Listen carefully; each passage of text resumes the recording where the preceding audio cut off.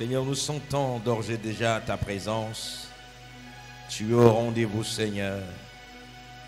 Merci, Père, pour ces beaux cantiques qui nous rappellent l'œuvre de Golgotha et qui nous donnent la force d'avancer dans la foi.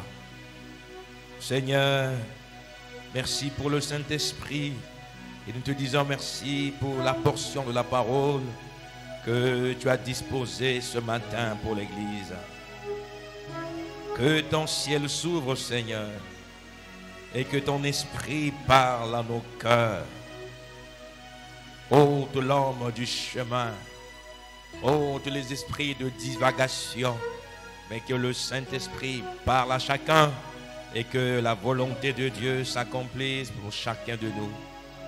Père, la Bible nous rend témoignage que tu envoies à ta parole et ta parole guérit les malades. Nous croyons que toutes les vertus de Dieu se trouvent dans la parole. Permets qu'il en soit ainsi pendant que la parole est prêchée, que les esprits impurs sortent, que les malades soient guéris et que les cœurs affligés trouvent joie et paix. Au nom de Jésus-Christ, notre Seigneur et Sauveur. Amen. Alors, nous pouvons prendre nos Bibles. En tout cas, je vous souhaite à tous la bienvenue dans la maison du Seigneur. Éphésiens chapitre 4, versets 11 à 15. Éphésiens 4, 11 à 15. Lisons au nom du Seigneur Jésus. Et il a donné les uns comme apôtres, les autres comme prophètes, les autres comme évangélistes, les autres comme pasteurs et docteurs, pour le perfectionnement des saints en vue de l'œuvre du ministère et de l'édification du corps de Christ, jusqu'à ce que nous soyons tous parvenus à l'unité de la foi et de la connaissance du Fils de Dieu, à l'état d'homme fait, à la mesure de la stature parfaite de Christ, afin que nous ne soyons plus des enfants flottants et emportés à tout vent de doctrine par la tromperie des hommes, par leur ruse dans les moyens de séduction, mais que, professant la vérité dans la charité, nous croissions à tous égards en celui qui est le chef, Christ. Amen.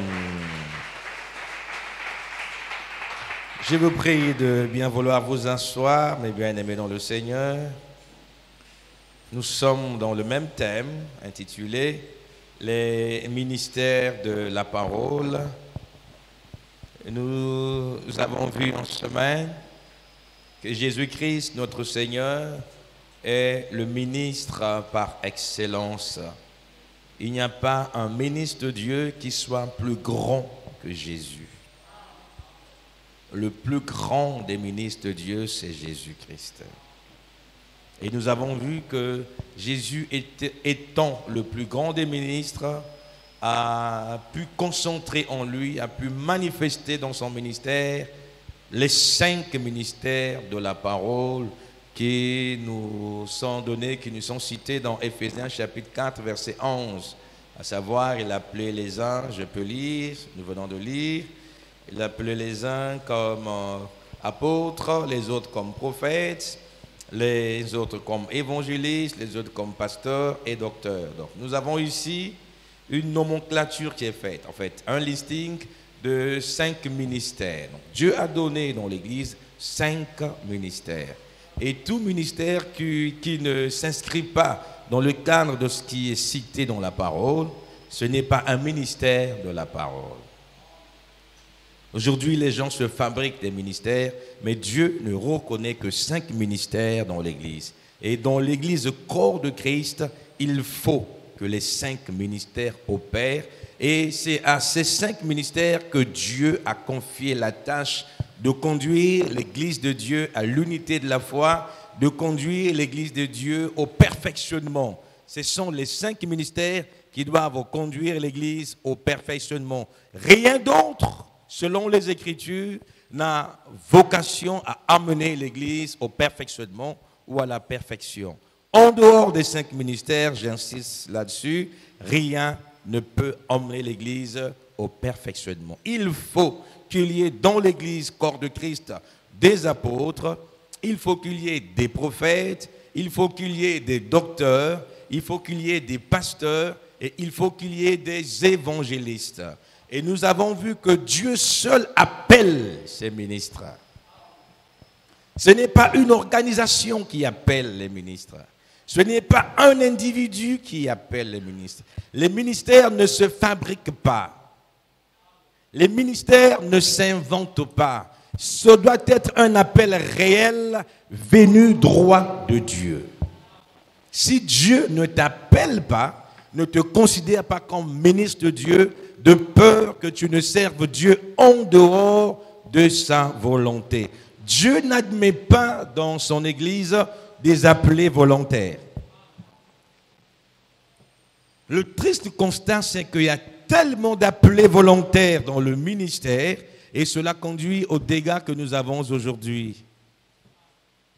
Il y a des gens, je ne critique personne, qui ont des chaînes de télévision, ils se disent pasteurs ou apôtres ou je ne sais quoi, mais qui disent que ma chaîne de télévision c'est une chaîne commerciale, donc je fais passer tout le monde, et la musique chrétienne et la musique mondaine. Ça, vous mettez une croix, ce n'est pas un ministre de l'Évangile.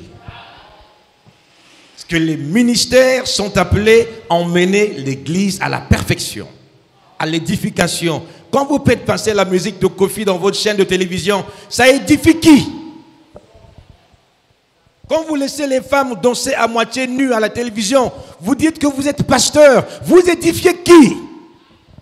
Ils assument une mission démoniaque. Mais heureusement, Jésus a dit pour les élus que les élus ne seront jamais séduits. Les ministres de l'Évangile, qu'est-ce qui se passe avec la technique? Les ministres de l'Évangile ont pour rôle d'apporter la parole, la pure parole, pas de mélange, pas de fantaisie, seulement la pure parole de Dieu. Ok. Alors nous voulons voir quelques 2 ou 3 points dans notre enseignement aujourd'hui et puis je crois, Dieu voulant, nous aurons un moment de prière. Nous en avons de plus en plus besoin, la prière.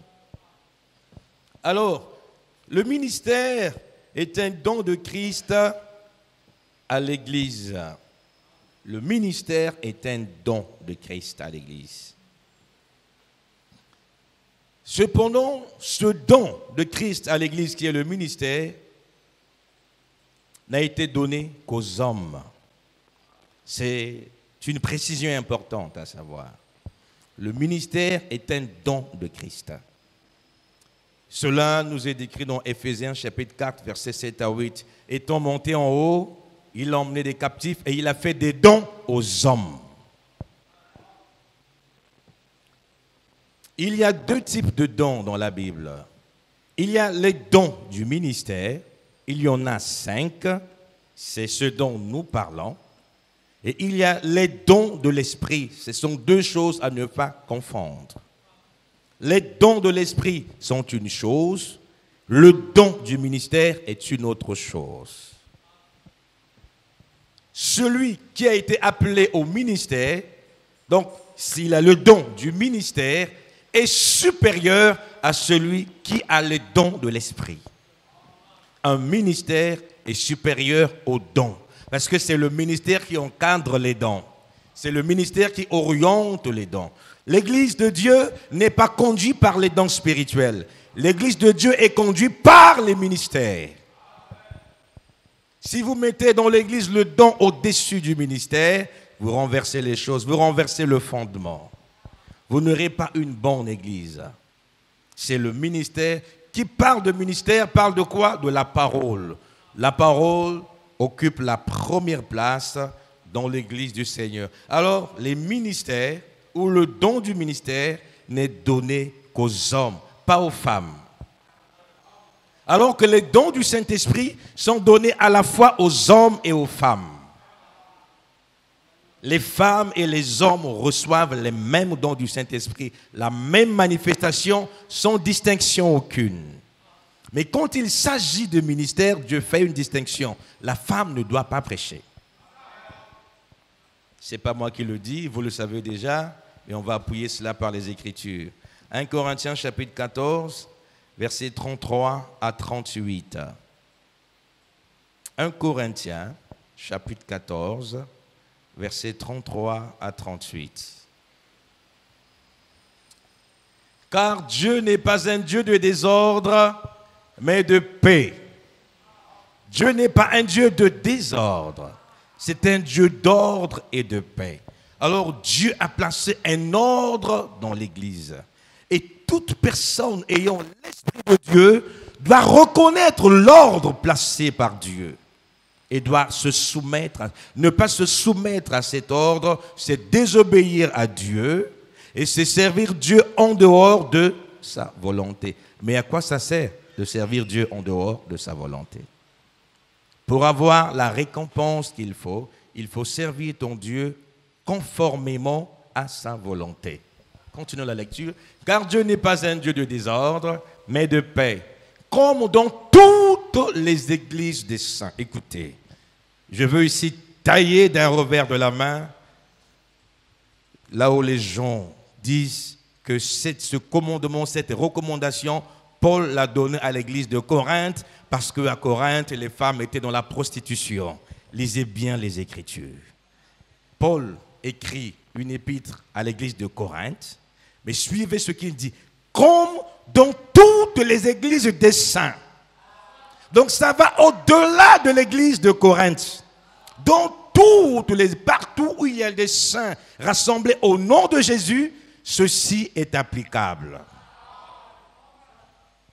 Comme dans toutes les églises des saints, que les femmes se taisent dans les assemblées, car il ne leur est pas permis d'y parler, mais qu'elles soient soumises selon que le dit aussi la loi. Ici, je vais préciser, quand Paul dit que les femmes se taisent, il parle du ministère de la parole. Il ne dit pas que la femme ne doit pas dire amen à la parole.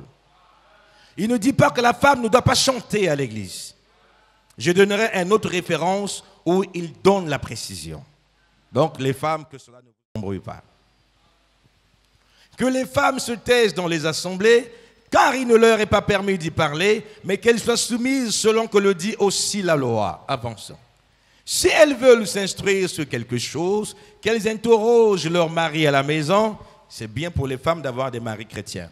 Leur mari à la maison, car il est malséant à une femme de parler dans l'église. Est-ce de chez vous que la parole de Dieu est sortie?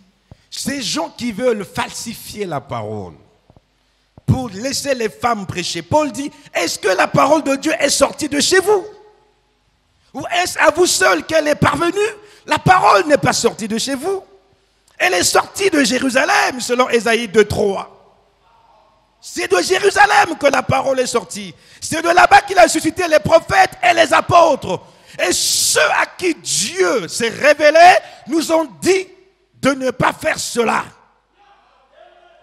Donc vous ici au Congo, en RDC, vous n'avez pas le pouvoir de modifier la parole. Parce que la parole n'est pas sortie de chez vous.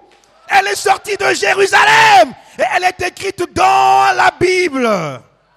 Je connais mes brebis. Et mes brebis me connaissent, elles entendent ma voix et me suivent. Les brebis du Seigneur entendent la voix, mais les loups et les boucs font autre chose. Verset 37. Si quelqu'un croit être prophète ou inspiré, qu'il reconnaisse que ce que je vous écris est un commandement du Seigneur. Les faux docteurs, les faux prophètes disent, non, ça c'est l'opinion de Paul. Paul n'aimait pas les femmes. Qu'est-ce qui est écrit ici? Que celui qui est prophète ou inspiré. Et dans le Nouveau Testament, un prophète, c'est un prédicateur. Que celui qui est prédicateur, qui se dit inspiré, qu'il reconnaisse que ce que je vous écris est un commandement du Seigneur. En d'autres termes, c'est ainsi dit le Seigneur. Qui es-tu pour modifier le ainsi dit le Seigneur? Un vrai prédicateur ne pourra même pas argumenter ici. On s'incline, c'est à vos ordres, Seigneur. Écoutez, et si quelqu'un l'ignore, qu'il l'ignore. Que celui qui veut reconnaître, reconnaisse, qu'il se soumette. Mais si quelqu'un l'ignore, Paul savait qu'il y a des têtus. des faux docteurs, des faux prophètes, des faux évangélistes, des faux docteurs. Ils diront non, la femme peut prêcher. Qui vous a autorisé ça? Vous avez lu ça dans quelle Bible? En tout cas, dans cette Bible, non, ça n'existe pas. C'est parce que les gens ont ignoré que nous avons des femmes qui prêchent. Vous me direz, mais il y a des femmes qui prêchent bien. Dieu les utilise. Elles font des miracles. Souvenez-vous de Balaam. Quelle fut la fin de Balaam? Ces femmes rendront compte à Dieu un jour. Parce que Dieu jugera l'Église par la parole et dira, ne lisez-tu pas ceci? Vous ne pouvez pas mettre vos expériences spirituelles au-delà des Écritures. La Bible nous enseigne à ne jamais aller au-delà de ce qui est écrit. La femme, tu peux avoir un don spirituel, un don de prophétie, de vision, de parler en langue, de miracle. Mais attention, ton rôle s'arrête là. Si quelque chose vient dire à une femme que tu as été appelée au ministère pour prêcher, c'est un démon. Paul dit que même si un ange du ciel venait à prêcher un évangile contraire à ce que nous prêchons, qu'il soit maudit, ces femmes sont maudites. Et quiconque écoute une femme prêcher reçoit la malédiction. C'est de la rébellion d'écouter une rebelle, une femme prédicatrice, c'est une rebelle vis-à-vis de la parole. Peu importe la grandeur des foules qui le suivent, elle est rebelle. Elle ne veut pas reconnaître l'autorité de la parole. Dieu n'a rien à faire avec les rebelles dans sa maison. Est-ce que ceci est compris? 1 Timothée chapitre 2, versets 12 à 15. Tout ceci, ce n'est pas mon opinion, c'est la parole de Dieu. Et j'ai prêté serment devant Dieu pour ne dire que la vérité, même quand elle est choquante. Le même Paul parle ici. Ici, il ne parle plus à l'église de Corinthe, il est ailleurs. Je ne permets pas à la femme d'enseigner, ni de prendre l'autorité sur l'homme. Ici, il n'apporte la précision par rapport à ce qui est dit dans 1 Corinthiens 14. Quand il dit à la femme de ne pas parler, en fait, c'est de l'enseignement qu'il s'agit. C'est de la prédication de la parole qu'il s'agit. Je ne permets pas à la femme d'enseigner, ni de prendre l'autorité sur l'homme, mais elle doit demeurer dans le silence.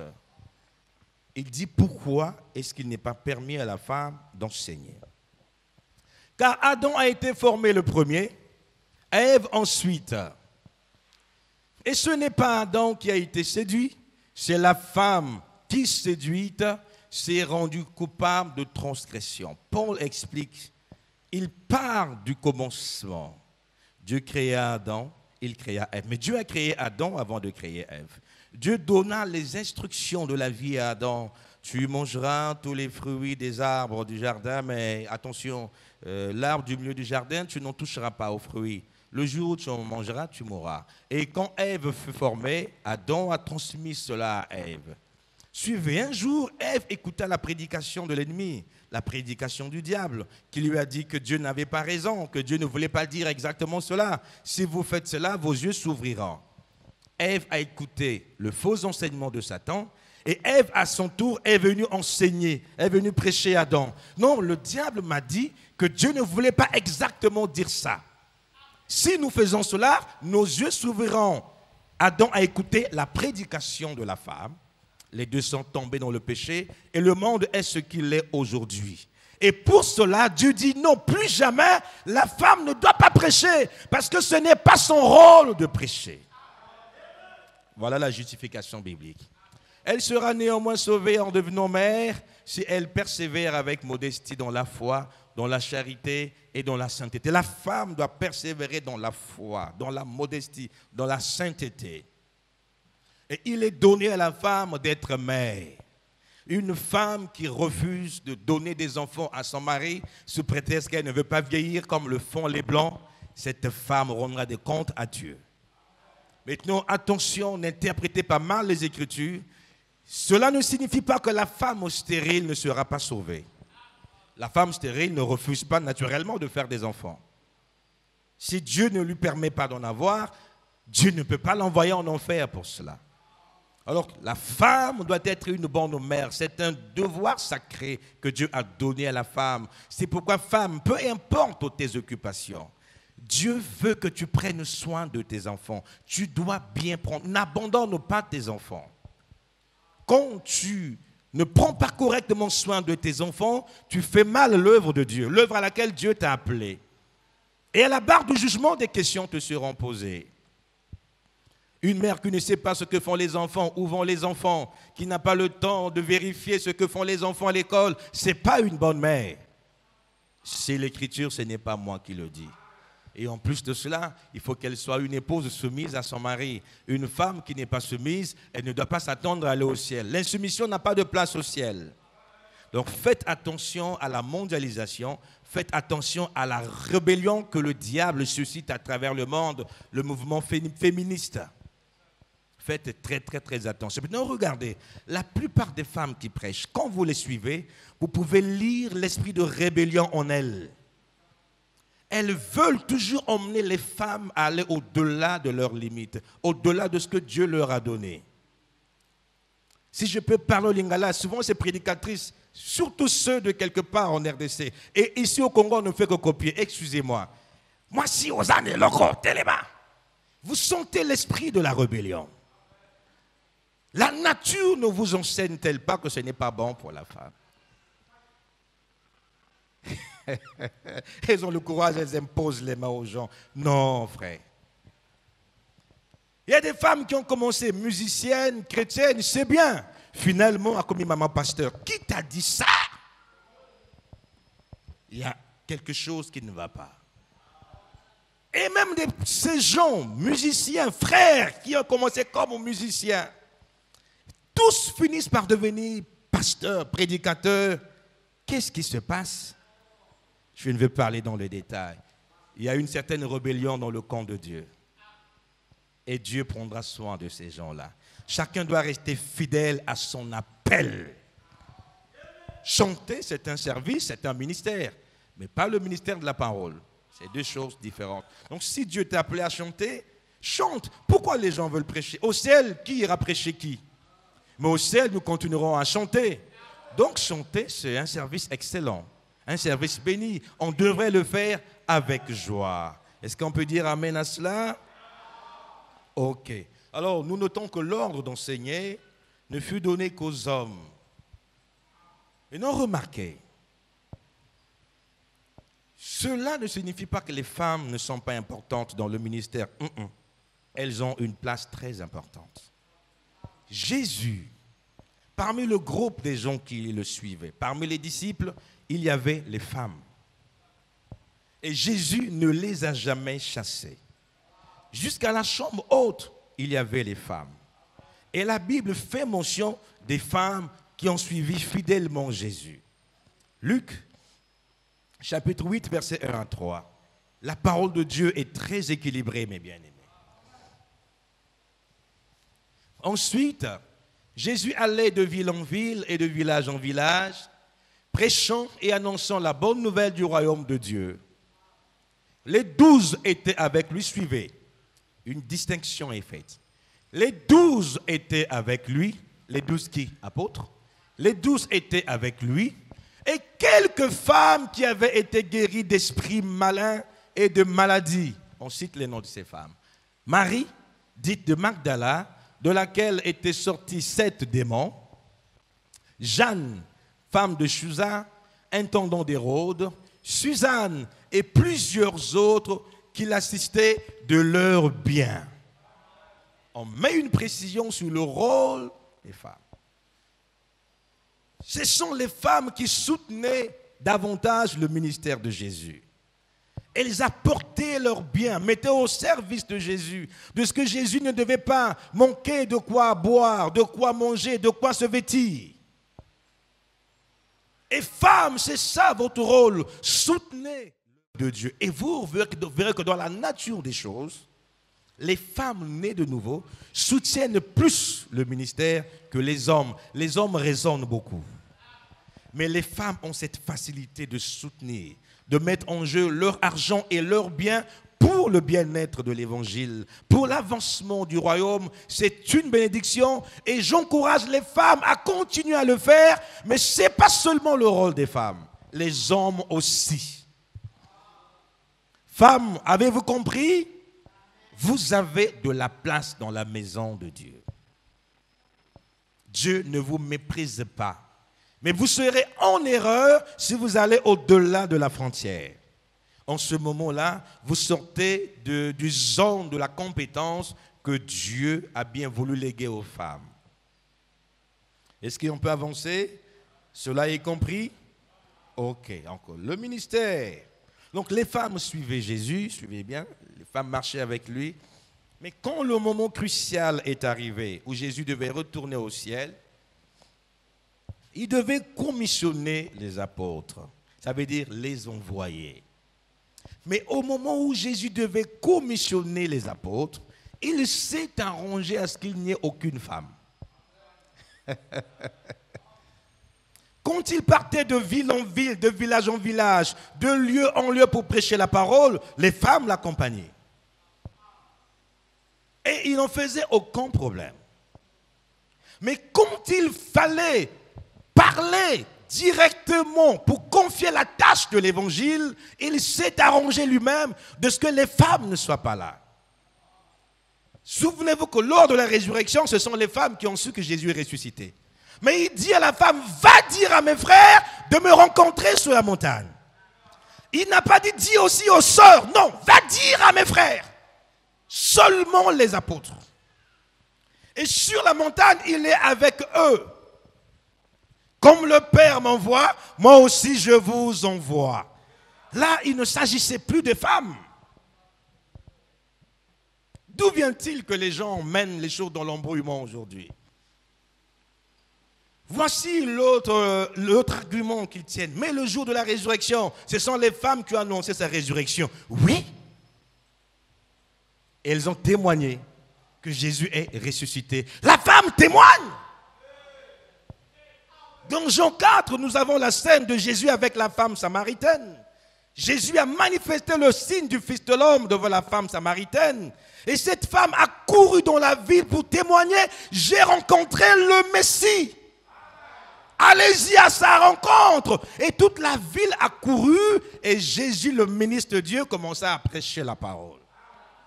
Donc, femme, parle de Dieu partout. Dans ta maison, au travail, témoigne. Ce n'est pas un péché.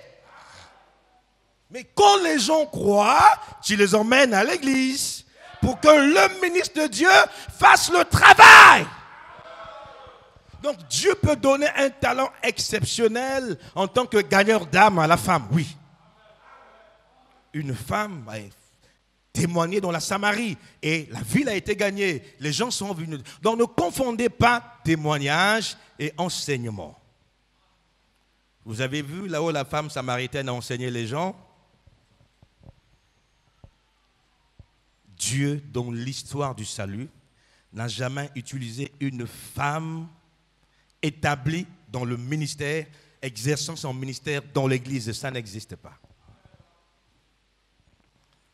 Vous me parlerez de Déborah. Ces femmes qui ont été leaders en Israël, c'était des leaders politiques. Conduisaient politiquement Israël et elles avaient un don surnaturel. Ce n'étaient pas des ministres établis dans le ministère. C'est deux choses différentes. Vous avez compris cela? Voilà, il n'y a pas de flou dans la parole de Dieu. Et le problème, c'est que nous avons tellement de faux docteurs, alors ils embrouillent tout dans les Écritures. Ils prennent des Écritures qu'ils sortent de leur contexte. Un vrai docteur ne s'embrouille pas dans la parole. Un vrai docteur a la capacité de placer chaque Écriture dans son contexte. Quand vous prenez une Écriture, vous la sortez de son contexte, cela donne un son confus. Ça donne une fausse doctrine. Amen. Alors, nous savons désormais qu'il y a 5 ministères de la parole dans la Bible. Et les ministères sont confiés aux hommes, mais les dons spirituels sont confiés et aux hommes et aux femmes. Et donc, pour être ministre de Dieu, il y a des conditions à remplir. La première condition, c'est qu'il faut avoir reçu un appel au ministère. N'est-ce pas? Tu ne viendras pas comme ça, tu commences à prêcher. Pour que tu prêches, Dieu doit t'appeler. Pour que les apôtres soient apôtres, Christ. Pour que les prophètes paraissent en public devant Israël, Dieu devait les appeler. Ils devaient rencontrer d'abord Dieu. Dieu leur parle, il les commissionne et puis il les envoie. Donc l'appel au ministère, c'est une affaire individuelle. Ce n'est jamais collectif. Dieu n'appelle pas les ministres collectivement, non. C'est individuellement qu'il l'appelle. Donc c'est une affaire entre Dieu et la personne qui se dit être appelée de Dieu. L'Église n'appelle pas, les organisations n'appellent pas. C'est Dieu seul qui appelle. C'est pourquoi les ministres de la parole ne sont responsables que devant Dieu lui-même. Et celui que Dieu appelle doit être conscient de son appel. Il faut qu'il sache que Dieu m'appelle. On ne peut pas lui imposer un appel. Il doit savoir que j'ai reçu un appel. Je n'aimerais pas trop parler là-dessus. Je veux qu'on puisse lire le prophète qui nous en dise un peu plus. À rendre un service à Dieu en dehors de sa volonté. Paragraphes 43 et 45. Paragraphes 43 à 45. Rendre un service à Dieu en dehors de sa volonté. Paragraphes 43 à 45. Suivez. David a fait ici la même chose. Dieu révèle cette parole dans la saison et à la personne qu'il choisit. Dieu choisit à qui il veut la révéler. Il a choisi cela avant la fondation du monde. Toutes ses actions étaient connues d'avance par lui et cachées aux hommes. Il les révèle comme il l'entend. C'est la saison choisie par lui et la personne de son choix. Dieu choisit qui il veut, quand il veut. Mais le choix de Dieu au ministère et même au salut s'est opéré avant la fondation du monde. Donc quand nous naissons, peu importe le genre de vie que nous menions, Dieu sait qui est pasteur, Dieu sait qui est docteur, qui est prophète et évangéliste.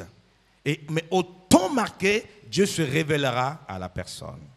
C'est ce que ça veut dire. Il n'a jamais choisi un groupe ou une secte. Je venais de le dire. Dieu ne choisit pas un groupe. Il n'a jamais choisi un groupe ou une secte. Il choisit une personne. C'est ainsi qu'il fait.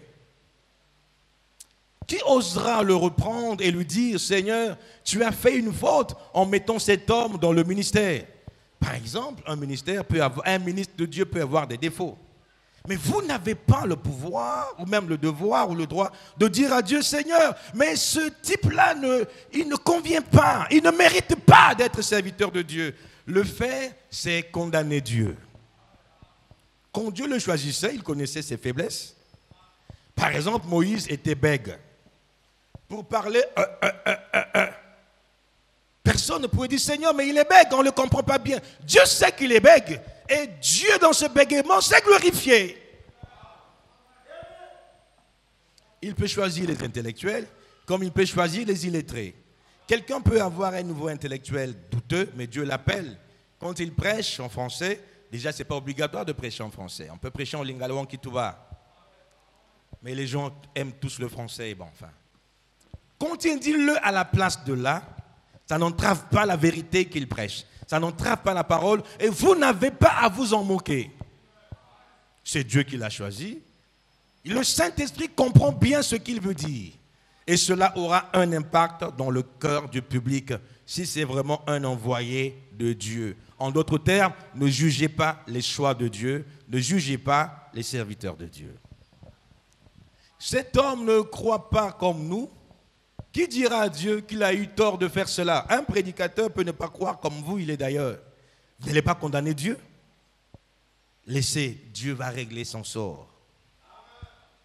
Qui dira à Dieu qu'il a eu tort de faire cela? Il faudrait que ce soit quelqu'un qui soit un peu plus délinquant que moi pour le lui dire.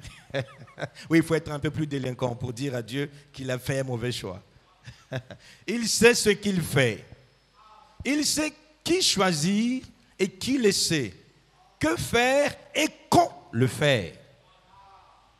Peu importe que nous pensions qu'une certaine personne est qualifiée pour faire un certain travail, Dieu sait qui est qualifié pour le temps et la saison concernée, ou le temps et le moment juste pour le faire. Et le réel et véritable chrétien, le réel et véritable croyant en Dieu, s'attend au Seigneur pour ces choses. Attendez-vous à votre ministère. Si vous ressentez un appel, soyez sûr que c'est Dieu. Soyez sûr qu'il est juste. Soyez sûr que ce que vous dites est opportun. La Bible dit, ceux qui s'attendent au Seigneur renouvelleront leur force. Ils s'élèveront avec des ailes comme des aigles. Ils courront et ne se fatigueront pas. S'ils marchent, ils ne se lasseront point. Amen.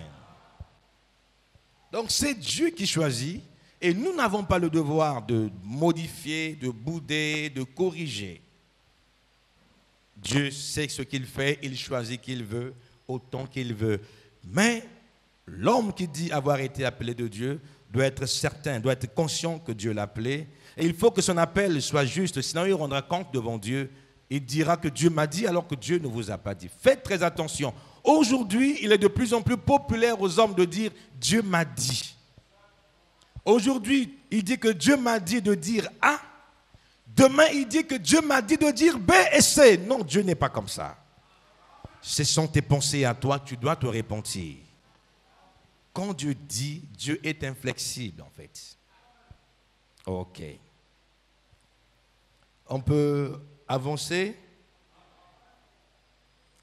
Cependant, quoique les choix de Dieu au ministère sont indiscutables, l'Église a tout de même un rôle scripturaire à jouer. Suivez très bien.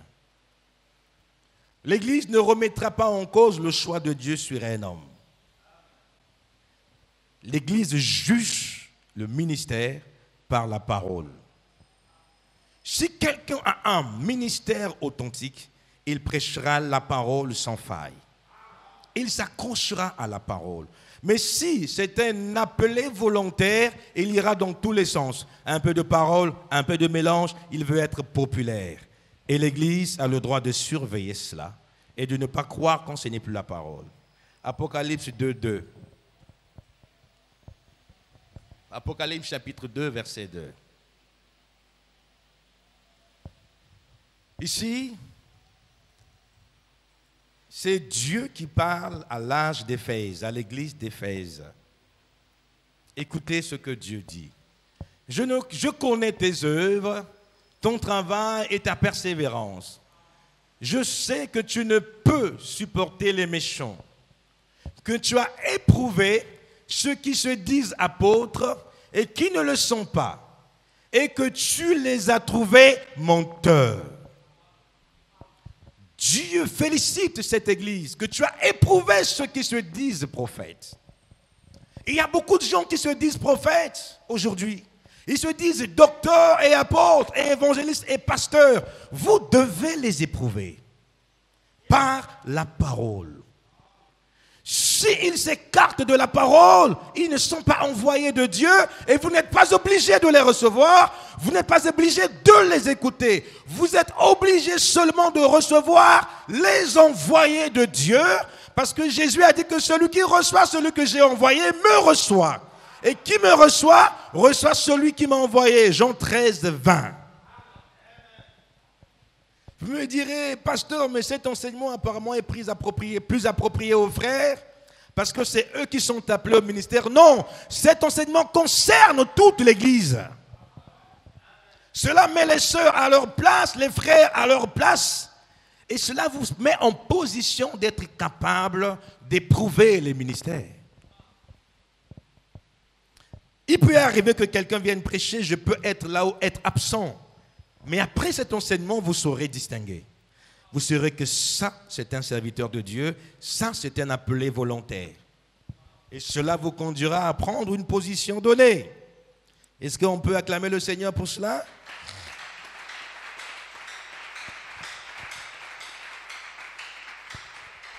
Alors, avançons encore un peu. Nous avons dit que c'est Dieu qui appelle et les choix sont indiscutables.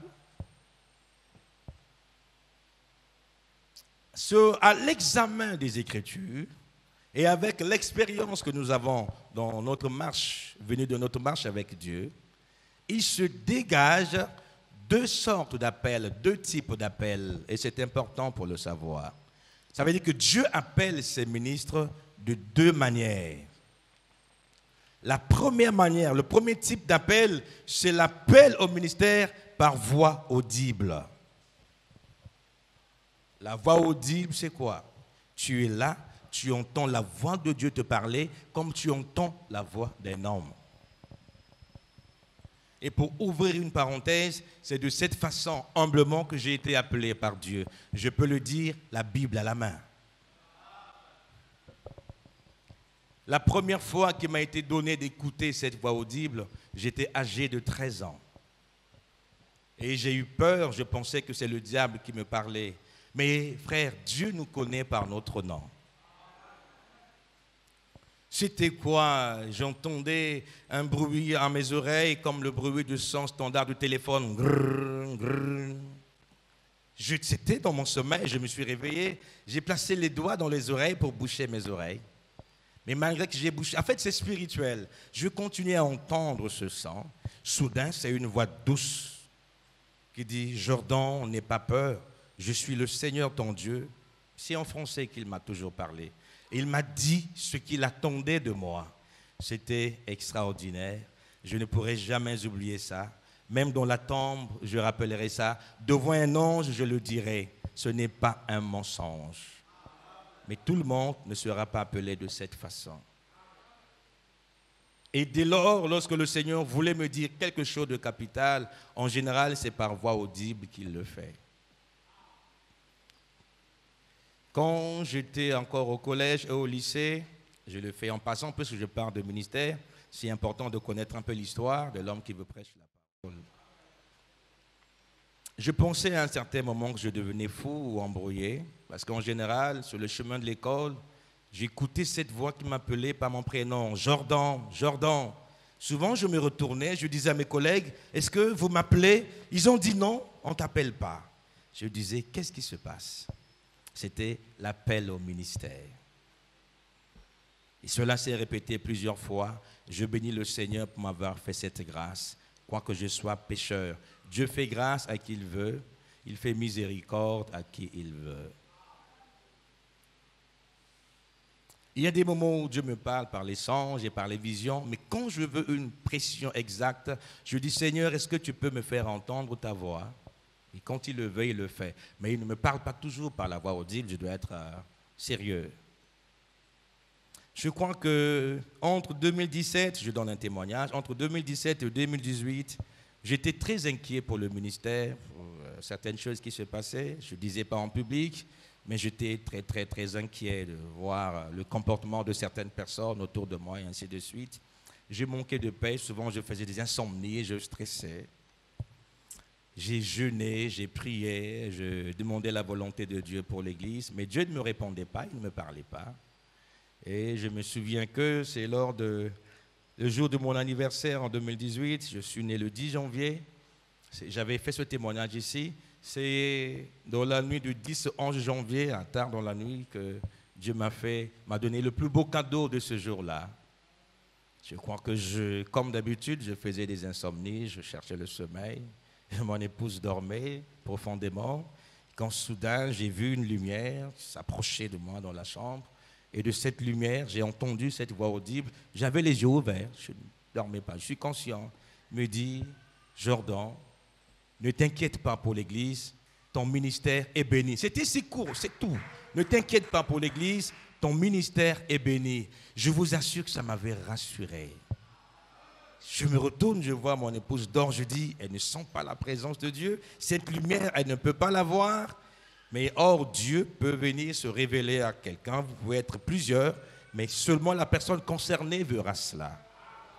Cette voix que j'entendais, elle était audible. Elle ne pouvait pas entendre cela. Nous bénissons Dieu pour cela. Maintenant, ce type d'appel, excepté moi, vous m'enlevez. C'est juste une exception, une grâce. Je parle en général, et là je ne parle pas de moi. Ce type d'appel, appel par voix audible, est généralement réservé aux hommes dont le ministère est directement attaché au plan du salut. Ce type d'appel par voix audible est généralement réservé, je dis généralement parce qu'il y a quelques exceptions, est généralement réservé aux hommes dont le ministère est directement rattaché au plan du salut. Et c'est de cette manière que Dieu appelait les prophètes majeurs. Et ces gens qui ont ce type d'appel, dont le ministère est rattaché directement au plan du salut, lorsque Dieu les envoie, les autres ministres de Dieu sont obligés d'être connectés à ces hommes de Dieu-là, à leur ministère. Pourquoi? Parce que c'est à eux que vient la révélation de la parole de Dieu, c'est à eux que vient la révélation de la volonté de Dieu pour ce temps. Et quiconque se dit serviteur de Dieu en ce temps-là, qui rejette ce type d'appel, rejette la volonté parfaite de Dieu, et ces gens-là servent Dieu en dehors de sa volonté. Il faut que les ministères venus de Dieu s'accrochent aux ministres de Dieu dont le ministère est directement rattaché au plan de salut. Nous avons des exemples dans la Bible. Par exemple, Moïse. Moïse a été appelé par voix audible. Il a vu la colonne de feu face à face. Dieu lui a révélé sa volonté pour le peuple d'Israël. Donc, quiconque était enfant de Dieu et même serviteur de Dieu en Israël devait être connecté au ministère de Moïse. Il était le ministre majeur, le prophète majeur de ce temps-là. Et la volonté de Dieu était révélée à Moïse et Moïse l'a révélée au peuple de Dieu. Nous avons l'exemple d'Ésaïe. Ésaïe a été appelé par voix audible. Vous verrez cela dans Ésaïe 6, 1 à 6. Moïse, Exode 3, 1 à 6. Ésaïe était un prophète majeur. Et c'est l'un des prophètes par qui le ministère et l'avènement de Jésus et de Jean-Baptiste ont été donnés dans les moindres détails.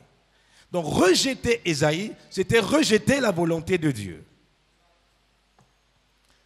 Nous avons l'exemple de Jean-Baptiste. Son ministère était directement rattaché au plan du salut. Il était la voix de celui qui crie dans le désert, le messager qui était envoyé pour présenter Jésus au peuple de Dieu. Son ministère était rattaché au plan du salut. Donc, quiconque voulait avancer avec Dieu devait faire quoi? Être attaché, rattaché au ministère de Jean-Baptiste.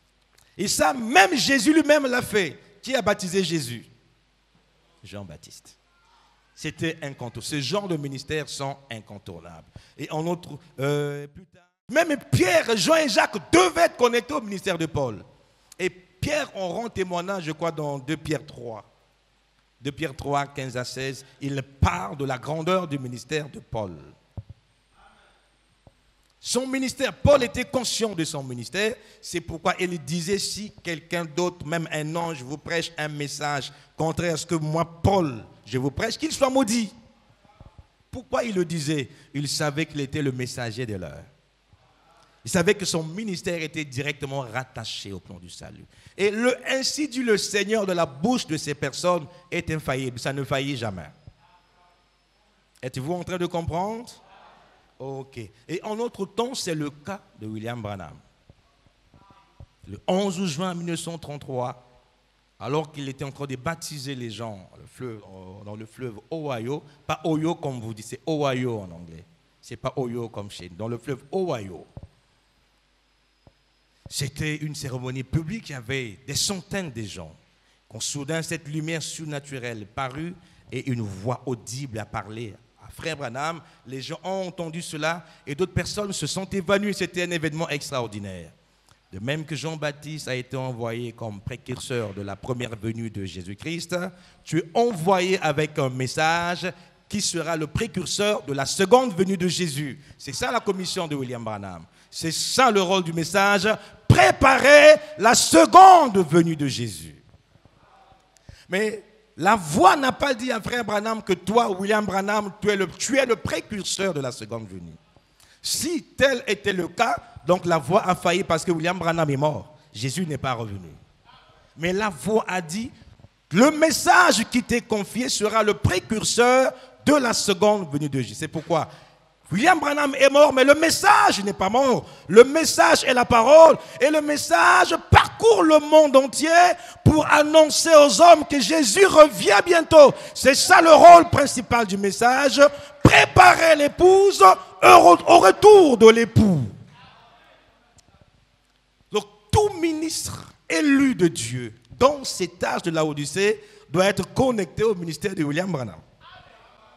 Pour connaître la volonté de Dieu aujourd'hui, il faut lire le message. Donc, quiconque se dit prédicateur, mais qui n'est pas connecté au ministère de William Branham, il sert Dieu en dehors de sa volonté. Il ne prêche pas ce que Dieu veut qu'il prêche. C'est pourquoi il n'y a pas d'enlèvement pour ces gens-là. Pourquoi? Ils sont rebelles à la volonté de Dieu. Mais sachez-le que dans le groupe de ceux qui sont sauvés, il y a deux volets. Il y a les appelés et les élus.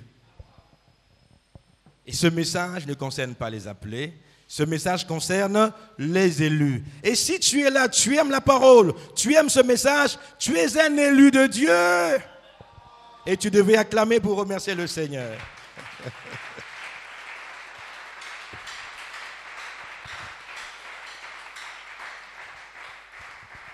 Gloire à Jésus. Et le deuxième type d'appel, alors ce deuxième type d'appel concerne le plus grand nombre des prédicateurs.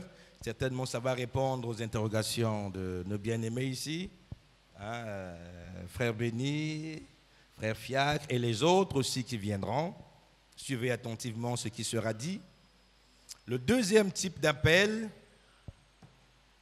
est l'appel par la voix intérieure ou encore la voix du cœur. La voix intérieure ou la voix du cœur. Une voix qui part du fond du cœur.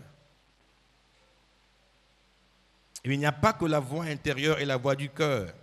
Il y a aussi les songes et les visions. Dans ce type d'appel, qu'est-ce qui se passe?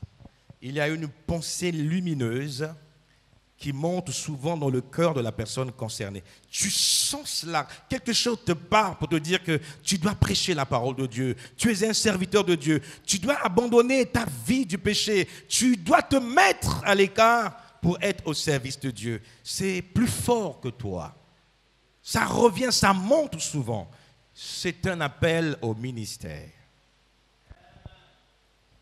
Et cela peut aller grandir jusqu'à ce que tu verras de plus en plus lorsque tu dors, tu te vois au milieu du peuple de Dieu, tu es en train de parler, tu prêches la parole de Dieu. Mais c'est dans le rêve que tu le fais, en songe. Si cela se répète, ce n'est pas le fait de voir ça une fois que tu diras que je suis appelé. Non, ça insiste en général. Et en général, les véritables qui sont appelés n'acceptent pas cela aussitôt. Ils refusent, ils résistent. Et cette voix insiste. Et cette voix persiste. Et quand tu ne comprends pas, cela peut t'emmener à d'énormes ennuis, à des grandes difficultés. Et finalement, l'homme s'incline devant la volonté du Seigneur. Voilà le deuxième type d'appel. Et nous avons les références. Job chapitre 33, verset 14. Verset 14, on lira, je crois, jusqu'à 16 ou quelque chose comme ça. On s'arrêtera. On commence à partir du verset 14. Job 33. Suivez.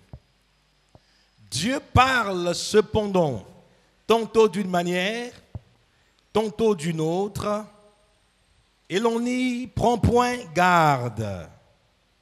Donc Dieu ne parle pas que par la voix audible. Il parle tantôt d'une manière, tantôt d'une autre, mais on doit être attentif pour comprendre que c'est Dieu qui parle. Avançons.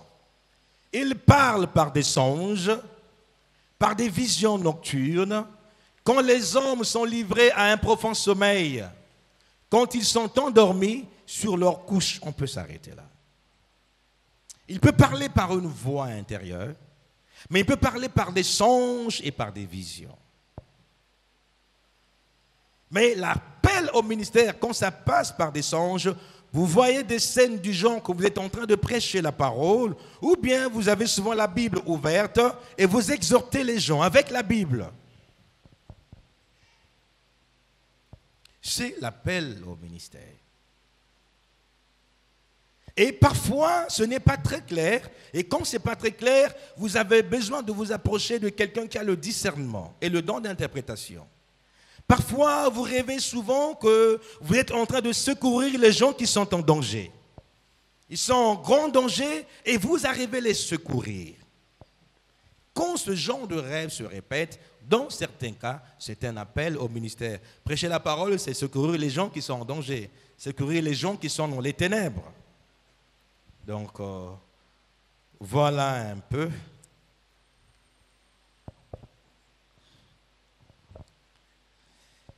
Est-ce que cette séquence est comprise? Je veux que ce soit bien compris. Alors, allons-y lire Frère Branham pour nous expliquer cela correctement. Questions et réponses du 12 janvier 1961, paragraphes 26 à 33, et puis nous lirons aussi les paragraphes 42 à 44. Questions et réponses, 12 janvier 1961, paragraphes 26 à 33 et 42 à 44. Ok, merci beaucoup. Lisons. Maintenant, j'ai environ 4 questions ici qui se trouvent sur un bout de papier et je les ai numérotées. 1, 2, 3, 4, 5, 6, 8, 10 et ainsi de suite. Comme ça. Et dès que j'aurai terminé celle-là, alors je passerai tout de suite à celles qui sont là. Ça dit, voici la question. Frère Branham, si ces questions ne conviennent pas ici, alors n'en tenez aucun compte et cela ne m'ennuiera pas car je saurai que ce n'était pas la main du Seigneur. Ça, c'est la personne qui pose la question au prophète qui dit ça, qui écrit ça. Avançons. Question numéro 1, Frère Branham, je vous ai entendu que cela devrait prendre... je vous ai entendu dire que je devrais reprendre le ministère. Et j'ai moi-même songé à le faire. Mais j'attendais d'avoir reçu de sa part, de la part de qui? De Dieu. J'attendais d'avoir reçu de sa part une parole claire à cet effet. Ici, c'est un ministre de l'Évangile qui était un peu embrouillé, qui faisait une remise en cause de son ministère. Non, il attendait que Dieu lui parle avec plus de clarté pour qu'il sache qu'il ne court pas en vain. Jusqu'à présent, elle n'est pas venue. Or, sachant que la fin est tellement proche, devrais-je encore attendre que le Seigneur Jésus me parle? Ou trouverait-il bon de vous indiquer quoi me dire, puisque je sais que vous êtes son porte-parole pour aujourd'hui? Porte-parole veut dire prophète. Vous êtes le prophète, Dieu peut vous parler et vous dire ce que je dois faire. Bon, eh bien, frère, j'ai noté ici ma réponse à ça. Dieu qui appelle ce frère par un appel dans sa vie. Maintenant, voilà un point très important. Nous pourrions vraiment prendre ça comme sujet et prêcher là-dessus toute la soirée. Vous voyez sur ce point-là une vocation. Affermissez votre vocation et votre élection, vous voyez. On ne veut pas être là à se demander si on a été appelé. Il faut avoir été appelé, sinon vous serez vaincu. Nous livrons un combat. Il faut avoir été appelé. Souvenez-vous que Jésus a dit à ses disciples que je vous envoie comme des brebis au milieu des loups. C'est une affaire difficile de se tenir devant les gens. Il y a un monde invisible que vous ne voyez pas. Dévoiler les œuvres du diable fait de Satan un adversaire méchant contre vous. Et si Dieu ne vous a pas appelé, Satan va vous vaincre. Au lieu d'être un prédicateur, vous serez un pécheur. Vous serez un tueur, un mercenaire, parce que Dieu ne vous a pas envoyé et Satan va vous détourner du chemin. Très souvent, les ministres de Dieu passent par des épreuves plus difficiles que les brebis. Il faut que ce soit un appel authentique. Ouvrez grand les oreilles. Ne vous aventuriez pas par prestige à vouloir prêcher la parole. Non, c'est un risque. Il m'est déjà arrivé d'être tenté en pleine prédication, un bistique s'assoit là et balance les flèches spirituelles.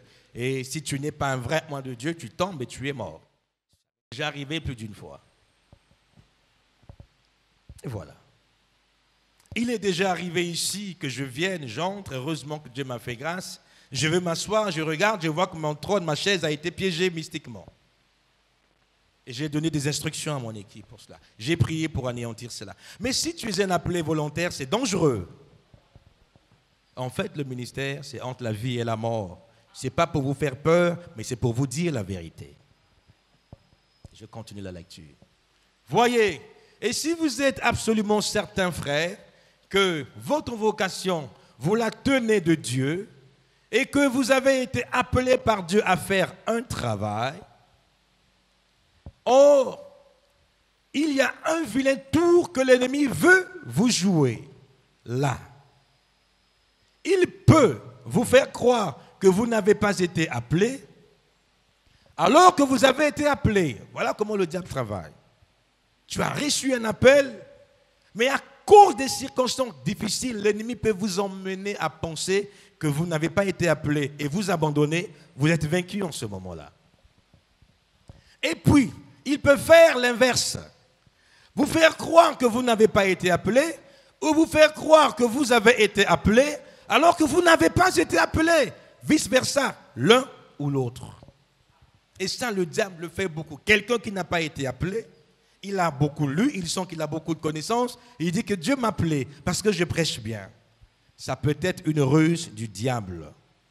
Il faut que l'appel soit authentique.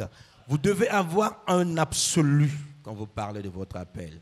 Et pour mon appel, l'absolu, j'en ai. Voilà. Et c'est par cet absolu qu'un véritable ministre défend son ministère.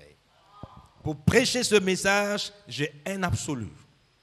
Et vous le savez, que j'ai vu le Seigneur Jésus-Christ qui m'est apparu, qui m'a dit, prêche le message, et ceux qui te croiront seront sauvés. Je l'ai vu quand il me parlait. C'est mon absolu. Et personne ne me dira le contraire. C'est lui qui me conduit, c'est lui qui m'édifie. Il n'y a pas un pasteur dans ce pays qui est venu me voir, prêche le message. Ça n'existe pas. C'est le Seigneur qui me l'a demandé et je le fais par sa grâce. C'est pourquoi je ne subis pas l'influence des pasteurs de ce pays. Aucun pasteur ne m'influence. Négativement, bien sûr. Pourquoi? Parce que je n'ai pas reçu mon appel d'eux. Mon appel vient du Seigneur et c'est lui qui m'influence. Mais j'ai du respect pour les anciens. Je les respecte beaucoup. Un fils de Dieu doit respecter les anciens. Alors, il faut faire attention. Maintenant, voici comment faire. Il faut d'abord découvrir. Bon, là, ce sont des conseils. C'est tout ce que je peux vous donner à ce sujet, des conseils. Voyez, mais assurez-vous que vous tenez votre vocation de Dieu et ensuite examinez vos motifs et vos objectifs. D'abord, soyez rassurés que c'est Dieu qui vous a appelé, mais après, vous avez quel objectif? Quels sont vos motifs? Avançons. Voyez bon, vous savez ce que j'entends par là. Quel est le motif qui vous incite à prêcher? Est-ce que c'était seulement, vous vous êtes dit que ce serait un travail plus facile que celui que vous avez? Alors, il vaut mieux laisser tomber. Ce n'était pas un appel. Un appel de Dieu brûle tellement dans votre cœur qu'il ne vous donne aucun repos, ni le jour, ni la nuit. Vous ne pouvez pas y résister. Ça vous hante continuellement. Et si vous devriez prêcher, vous dites, eh bien là, un autre objectif, je crois que par rapport à mon travail actuel, si je pouvais être un évangéliste réputé ou un pasteur, avoir un bon salaire fixe, avoir une maison où m'installer et tout, où habiter, alors je crois que ce serait bien. Que ce serait beaucoup plus facile que ce que je fais actuellement. On ne vient pas au ministère parce que tu vois que le pasteur Intel a une voiture, il a une grande renommée. Je vais commencer une église, comme ça il y aura, comme les gens disent, beaucoup de dîmes, beaucoup d'offrandes. Je pourrais m'acheter tout ce que je veux. Si tu as ces motifs, cela vient du diable. C'est que tu n'es pas appelé de Dieu. On ne prêche pas la parole parce qu'on va recevoir des dîmes et les offrandes. On ne prêche pas la parole parce qu'on aura l'argent. On prêche la parole parce qu'il y a une urgence, parce qu'il y a des vies à sauver. C'est pour ça qu'on prêche la parole. Et le reste vient après. Cherchez premièrement le royaume et la justice de Dieu, et le reste vous sera donné par-dessus tout. Nous savons que le Maître Jésus a dit, l'ouvrier mérite son salaire. Mais nous ne prêchons pas pour que nous ayons des gros salaires. Non, non, monsieur, non, non, non. Ne le faites pas, que mes enfants dans la foi ne le fassent pas. Nous ne prêchons pas pour de l'argent. Nous prêchons pour la vie et nous prêchons Jésus-Christ. Si vos objectifs sont mauvais, votre appel n'est pas authentique. Et réellement, je pense que ce serait... Là, vous voyez, votre objectif est faux au départ. Vous voyez, il n'est pas bon. Voyez-vous, vous avez tort. Avançons. Et puis, si vous disiez, eh bien, peut-être parce que je pense que peut-être que je jouirai d'une plus grande popularité auprès des gens. Vous voyez, vous allez constater que vous vous préparez à un grand fiasco. Que Dieu bénisse le prophète. Vraiment, vous voyez. Mais bon, si votre objectif c'est, même si je dois manger des crackers et boire de l'eau plate, ça m'est égal. Je vais quand même prêcher l'évangile. C'est quelque chose qui vous obsède, carrément. Il faut que je prêche l'évangile, sinon c'est la mort. Voyez, alors là, vous réussirez, parce que c'est Dieu qui traite avec vous. Paragraphe 42 à 44. C'est tellement clair que vous n'avez pas besoin de commentaires. Paragraphe 42 à 44 du même sermon.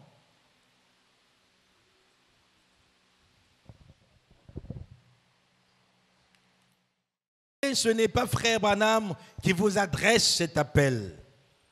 C'est le Seigneur Jésus qui vous adresse cet appel. C'est Jésus qui appelle. C'est Dieu qui appelle. Ce n'est pas le prophète qui appelle. Ce n'est pas l'apôtre qui appelle. Ce n'est pas le docteur qui appelle. Ce n'est pas l'évangéliste et le pasteur qui appellent. Ce n'est pas l'église qui vous appelle. Il faut que ce soit le Seigneur Jésus-Christ. Voyez, et si c'est le Seigneur Jésus qui vous adresse cet appel, c'est lui qui parlera. Voyez, je pourrais vous parler à l'oreille, mais quand Christ vous appelle au ministère, c'est dans votre cœur. C'est où? Dans votre cœur. Ok. Voyez, c'est là que la chose doit s'ancrer. Alors vous ne pourrez pas y échapper. Maintenant, je crois, pour ce qui est de la deuxième question, avançons. Bon, s'il y a des questions là-dessus, que cela suscite des questions, vous voyez, à savoir que l'appel d'un homme doit être dans son cœur, venir de Dieu. Et un autre frère, oh, je sais qui a écrit ceci. Vous voyez, je sais qui l'a écrit, un cher, précieux, charmant frère dont je crois réellement qu'il a un appel de Dieu. Mais c'est que je ne voudrais pas qu'il aille de l'avant en se fondant sur quelque chose, que c'est pour cette raison que j'ai répondu comme je l'ai fait. Vous voyez, sur le fait que j'ai dit, eh bien oui, frère Intel devrait entrer dans le ministère, voyez. Là, vous dites, c'est frère Branham qui m'a dit que je devrais le faire. Vous voyez, et peut-être que, et si quelque chose arrivait à frère Branham, que je me fasse tuer ou que je meure ou que je parte, alors vous voyez, votre vocation est terminée dans ce cas. Mais si c'est Jésus qui vous appelle, frère, tant qu'il y aura une éternité, cet appel continuera à retentir. Voyez, et là, vous savez à quoi vous en tenir. Maintenant, la deuxième, on peut s'arrêter là. C'est tellement clair. Si c'est Jésus qui vous appelle, cet appel ne va jamais se taire. Cela va continuer. Mais si c'est par un homme que vous prêchez, le jour où cet homme fait faillite, votre appel fera faillite. Ok. Frère Béni, est-ce clair? Frère Fiacre, c'est clair? Église, est-ce que c'est clair? Gloire au Seigneur. Frère Luison, c'est clair? Ok, il a levé les deux mains. Ok, allons-y voir le tout dernier point et nous allons finir. Toute personne qui est appelée à prêcher la parole de Dieu doit d'abord rencontrer Dieu avant de le faire. Ceci est une condition sine qua non. Tu ne peux pas aller prêcher, parler d'un Dieu que tu n'as jamais rencontré. J'ai eu des songes, oui. La voix intérieure, oui.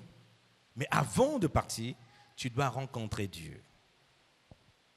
Et quand il s'agit de rencontrer Dieu ici, ça ne veut pas dire le voir face à face. Ça veut dire être baptisé du Saint-Esprit. C'est ça, rencontrer Dieu. Lisons encore, frère Branham. Pourquoi fallait-il que ce soit les bergers? 21 décembre 1964, paragraphe 184 à 186. Pourquoi fallait-il que ce soit les bergers? Paragraphe 184 à 186. Je vais vérifier si je l'ai sur moi, parce que ce format-là, je ne l'aime pas. Ok, je crois que je l'ai prévu, heureusement. Écoutez, lisons. Et vous avez ça à l'écran. Personne n'a le droit de monter à la chaire sacrée pour prêcher la parole. Cette chaire-ci est sacrée, c'est un lieu sacré. Et on ne devrait pas y venir en aventurier. Donc je lis. Personne n'a le droit de monter à la chaire sacrée pour prêcher la parole avant d'avoir, comme Moïse, rencontré Dieu lui-même sur une base telle qu'aucun théologien ne peut l'en dissuader. Moïse était là, peu importe ce que les messagers d'Israël disaient. Oh, c'est du non-sens. Tu n'as fait que t'imaginer avoir vu cela. C'est du non-sens. Vous ne pouvez pas ôter cela de lui. Il en était sûr. Il était là. C'est lui qui avait expérimenté la chose. Et personne, à cause d'un diplôme de théologie ou d'un quelconque diplôme de docteur, n'a le droit de se tenir derrière la chair pour proclamer le message de Jésus-Christ, avant d'avoir premièrement rencontré Dieu face à face dans la colonne de feu. Il n'a pas le droit de se dire messager. En effet, tous les théologiens du monde ne pourront vous en dissuader. Il a expérimenté cela. Vous étiez là, vous savez ce que c'est, peu importe ce que quelqu'un d'autre dit ou combien il peut le dire. Ces jours sont passés, ce n'est pas ça. Vous avez expérimenté la chose et elle est conforme à la parole. Oui, c'est la raison pour laquelle Moïse a reconnu que cette voix qui lui parlait était la voix de la parole. Il savait que Dieu avait dit à Abraham, ta postérité séjournera pendant 400 ans, mais je les délivrerai. Et il savait que les 400 ans s'étaient écoulés et qu'il était appelé pour accomplir cela. Hommes et femmes, Dieu a promis que dans ces derniers jours, il répandrait son esprit sur toute chair. Il a promis qu'il enverrait le baptême du Saint-Esprit et qu'il appellerait une épouse sans tache ni ride. Il a promis de faire cela. Il le fera. N'écoutez pas ces mercenaires. Nous en avons parlé mercredi. N'écoutez pas ces mercenaires. Ils vont vous égarer. Le Saint-Esprit est le berger qui vous nourrit de la nourriture des brebis à partir de la parole. Cela vient toujours par le berger. Il est notre berger. Écoutez-le. Vous êtes les brebis de son pâturage. Si vous l'êtes, vous entendrez sa voix. Non pas ce que quelqu'un d'autre dit. Vous entendrez ce que lui dit. La voix d'un étranger, vous n'avez rien à faire avec cela. Nul ne doit prêcher la parole s'il n'a pas expérimenté le baptême du Saint-Esprit. Et les véritables envoyés de Dieu, vous verrez qu'ils sont totalement dépendants du Saint-Esprit. Je peux avoir lu la parole, je peux me consacrer toute une journée, mais juste avant que je ne monte, je suis toujours inquiet. Je m'abandonne totalement. Je peux prier à la maison, mais quand je viens dans mon bureau, je m'agenouille, Seigneur, mets ta parole dans ma bouche. Oh Dieu, fais que quand j'ouvrirai ma bouche, Que le Saint-Esprit parle et que les cœurs soient touchés. Le moment de l'enseignement de la parole est un moment de bataille. Le diable veut détourner le prédicateur de la vérité. S'il n'est pas baptisé du Saint-Esprit, Satan mettra dans sa bouche des paroles mensongères. Et ceux qui le croient seront tous en erreur. Pendant que nous prêchons, il y a des démons qui peuvent opérer dans l'église. Il y a des gens, ils prêchent, ils écoutent la parole, mais la pensée est ailleurs. Vous pensez à ce qui vous est arrivé hier. On appelle ça divagation de pensée. Vous avez l'impression de penser, mais c'est l'influence de démons. Pourquoi? Pour vous empêcher d'écouter la parole. Il faut que celui qui prêche ait rencontré d'abord Dieu, qu'il soit envoyé de Dieu. Quand il parle, l'onction attire l'attention de l'église pour que l'église écoute la parole de Dieu. Je peux avoir préparé ma prédication bien écrite, mais quand je viens, je m'attends au Saint-Esprit. Et de là, le Saint-Esprit peut me donner des paroles de connaissance, dire des choses qui concernent directement les hommes. Si vous voyez, excusez-moi, je veux vous ouvrir les yeux. Si vous voyez un prédicateur, il monte du haut de la chair. Il a ses brochures et la Bible, du début à la fin. Frère Branham dit, lisons, il ne fait que répéter exactement, il n'a pas de ministère. Ou s'il en a, il n'a pas le baptême du Saint-Esprit. C'est mort, Dieu ne parle pas comme ça. Lis, mais il faut laisser le Saint-Esprit parler. Quand le message dit répéter le messager, ne signifie pas venir, virgule, point, lire. Non, ce n'est pas cela. C'est ne pas modifier le message. C'est que ma prédication doit être conforme aux enseignements du prophète. C'est ça, répéter le messager. Ce n'est pas venir prendre ici, je vais prendre une brochure du début à la fin, mais les gens vont dormir. Ce sont les prêtres, les abbés dans le message. Cherchez les soutanes, donnez-leur des soutanes, ce sont des abbés. Ils tuent le peuple, ils tuent la foi. Et il n'y a plus de signes, pas de prodiges. Pourquoi? Le prédicateur n'est pas enflammé. Le message déclare que celui qui prêche doit être enflammé. Tu as allumé le feu, tu n'as pas de carburant. Et tu dois avoir du carburant, frère. Si le prédicateur est rempli du Saint-Esprit, ne vous en faites pas. L'église sera envahie du Saint-Esprit. Il y a un principe sacro-saint. On ne donne que ce qu'on a. Remarquez du temps des apôtres, il y a un homme, Corneille, un étranger, un homme des gentils des nations, qui avait cru la parole, qui avait reçu Jésus comme Seigneur et Sauveur. C'était un homme de bien. Il faisait l'aumône, les offrandes, il aidait les pauvres. Il croyait que Jésus était le Messie. Vous savez que nous sommes sauvés quand nous recevons Jésus comme Seigneur et Sauveur. Mais il y a quelque chose qu'il voulait, le baptême du Saint-Esprit. Priez Dieu pour que Dieu lui donne le Saint-Esprit. Suivez, c'est ça ma conclusion. Alors qu'il jeûnait et priait, Dieu lui envoie un ange. Suivez, l'ange arrive. Il rencontre Corneille. En ce temps-là, il y a les souverains sacrificateurs qui sont considérés comme ministres de Dieu en Israël. Il y a les scribes et les sadducéens, des hommes influents qui se passaient pour les véritables hommes de Dieu, les hommes de la dénomination.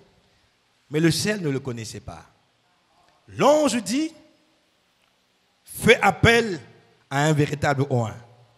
Fais appel à Pierre l'apôtre. Qu'il vienne et que tu écoutes Pierre. C'est par lui que ta prière sera exaucée. Les voies de Dieu ne changent pas. Tu veux avoir le Saint-Esprit. Si tu pries dans une église où le prédicateur n'a pas le Saint-Esprit, tu n'auras jamais le Saint-Esprit. À moins que ça soit un miracle exceptionnel, mais tu n'en auras pas. Est-ce que c'est le prédicateur est un canal? Pierre est arrivé. Il n'a pas fait des grimaces. Il parlait de Jésus. Pendant qu'il parlait, la chose changea. Le Saint-Esprit descendit sur tous ceux qui étaient dans la maison de Corneille. Voilà les voix de Dieu. Et si vous reconnaissez qu'ici les prédicateurs ont le Saint-Esprit, bénissez Dieu pour cela. Tu ne peux pas venir ici, je suis catégorique là-dessus. Tu ne peux pas venir ici, 1 année, 2 ans, 3 ans, croire exactement comme nous enseignons, sans recevoir le Saint-Esprit. Si c'est le cas, tu as un problème. Si tu viens, ce que je prêche, c'est exactement la parole. Pas d'ajout, pas de retrait. Je prêche la pure parole et j'en suis fier. Tu ne peux pas. Tu ne peux pas écouter ça et ne pas avoir le Saint-Esprit. Ça remettra en cause mon ministère. Ceux qui écoutent attentivement, qui sont humbles et qui croient, ils ont déjà reçu le Saint-Esprit. Et ils doivent aller de baptême du Saint-Esprit en baptême du Saint-Esprit.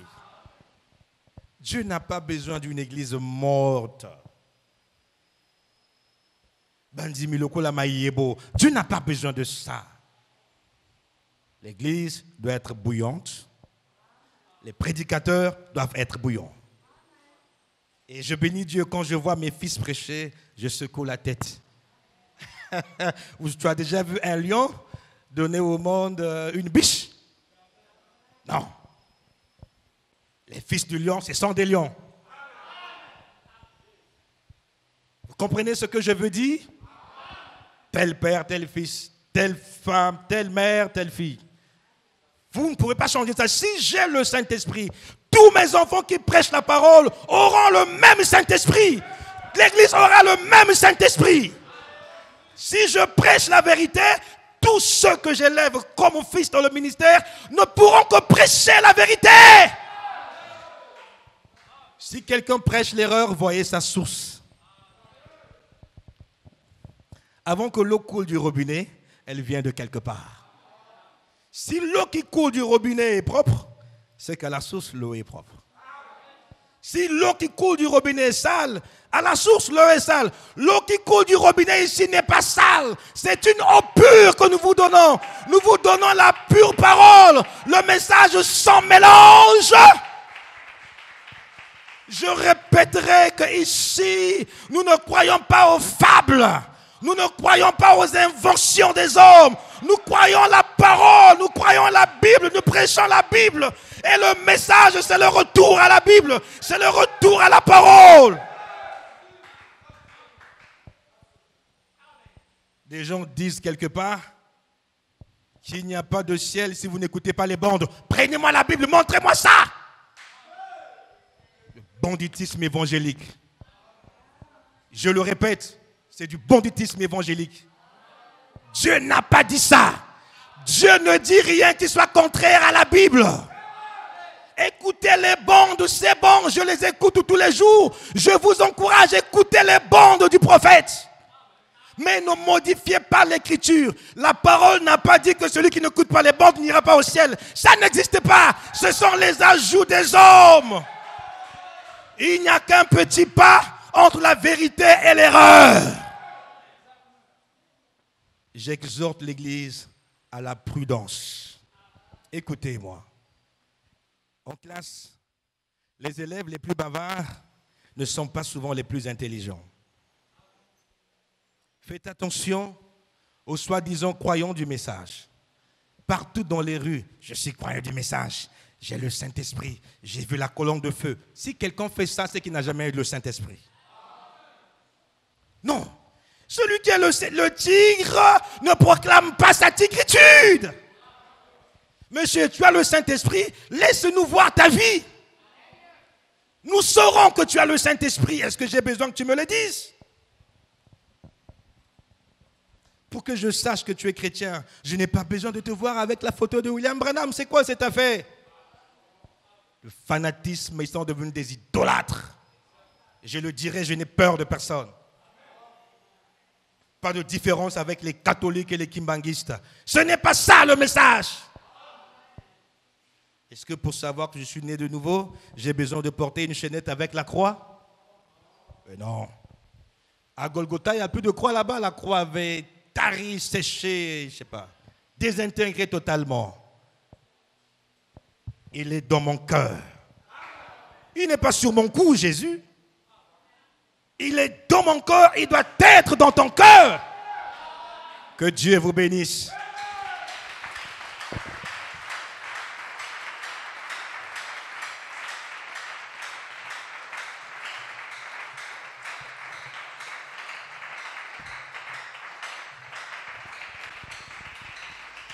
Gloire à Jésus. Je crois que vous avez été édifiés.